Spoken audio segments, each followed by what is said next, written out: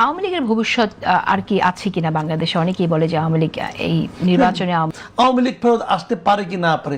আওয়ামী লীগ কোথা থেকে কোথায় ফেরত আসবে? আওয়ামী লীগের যারা বিদেশ চলে গেছে, আমি তাদের আসার কোনো আমি সম্ভাবনা দেখি না। কারণ তাদের বিরুদ্ধে এত অপকর্ম অভিযান, তার দলের লোকরাই ওদেরকে গ্রহণ করবে না, এটা আমি পার্সোনালি মনে করি। কারণ তাদের সমস্ত অপকর্মের জন্য ক্ষতিগ্রস্ত কিন্তু তার দলের লোকরা হয়েছে, কাজে ওনাদের আসার আমি কোনো চ্যানেল দেখি না। আর আওয়ামী লীগের বড় অংশটা তো দল হিসেবে আওয়ামী লীগের বড় অংশ তো দেশেই রয়ে গেছে, তাই না? তারা যাবে কোথায়? তারা এখানেই থাকবে। তাদেরকে এতদিন তো মবের মাধ্যমে তাদেরকে কিন্তু এক ধরনের কোণঠাসা করে রাখা হয়েছে। তারা প্রকাশ্যে আসবে না, তারা কথা বলবে না, তারা নিজের পরিচয় দিবে না।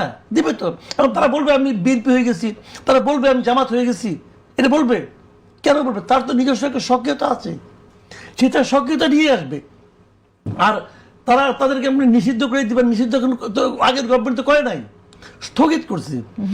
এবং আমি মনে করি যে বিএনপির যে ঔদার্য আমি এর মধ্যে দেখেছি, ইতিমধ্যে বিএনপির উচিত হবে যে আওয়ামী লীগকে স্বাভাবিক কাজকর্ম করতে দেওয়া। এটা আমি পার্সোনালি মনে করি। এটা তাদের রাজনীতি, তারা বুঝবে।